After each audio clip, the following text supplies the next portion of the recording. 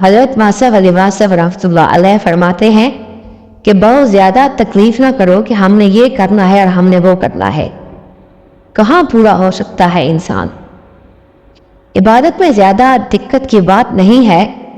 نیت صاف کر لو، صرف نیت صاف کر لو، اور صاف نیت کے بعد جو عبادت ہے وہ اللہ تعالیٰ بہت منظور فرماتا ہے. نیت کا معنی یہ ہے کہ کسی کو تکلیف نہ دو اور اپنے آپ کو اللہ تعالیٰ کے حضور پیش کر دو کہ میں لوٹ آیا دنیا کے ویرانوں سے آپ کے حضور سکون پانے کے لیے. پھر جس کو اللہ کی یاد مل گئی اس کو سکون ہی سکون ہے.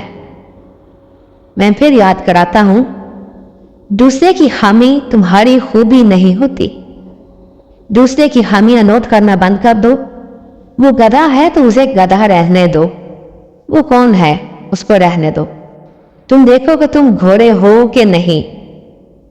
خامیاں نوٹ کرنا چھوڑ دو، اپنی خوبی دریافت کرو. اور اگر اللہ کی راہ پر چلنا چاہو تو زیادہ کسی چیز کی ضرورت نہیں ہے. اس لیے صرف راستہ دراز کرنا چاہیے.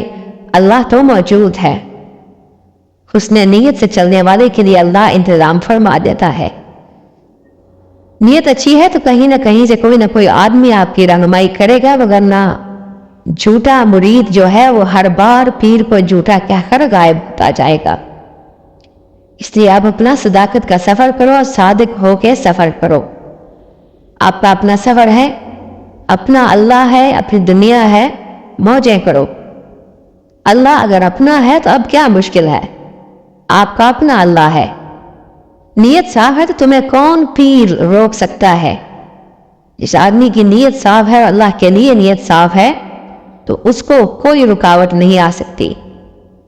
جس کی نیت اللہ کے ساتھ بھی صاف نہیں ہے اس کا کوئی پیر ساتھ نہیں دے سکتا. کسی نے دعا کے لیے پیر صاحب سے کہا تو پیر صاحب نے کہا کہ تمہارے لیے دعا کی تھی.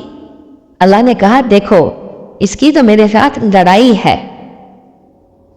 تم نہ صلح کرو تو پیر کیا صلح کرائے.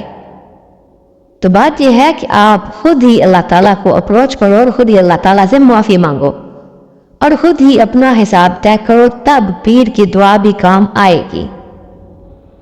بس دعا دینے والا کوئی نہ کوئی پیدا ہو جائے گا. پہلے اپنے آپ میں صداقت پیدا کر لو. راستہ صاف ہے، بالکل صاف ہے. اللہ کا راستہ صاف نہیں تو پھر ہے کیا دنیا میں. اس راستے میں کہاں الجھن ہے.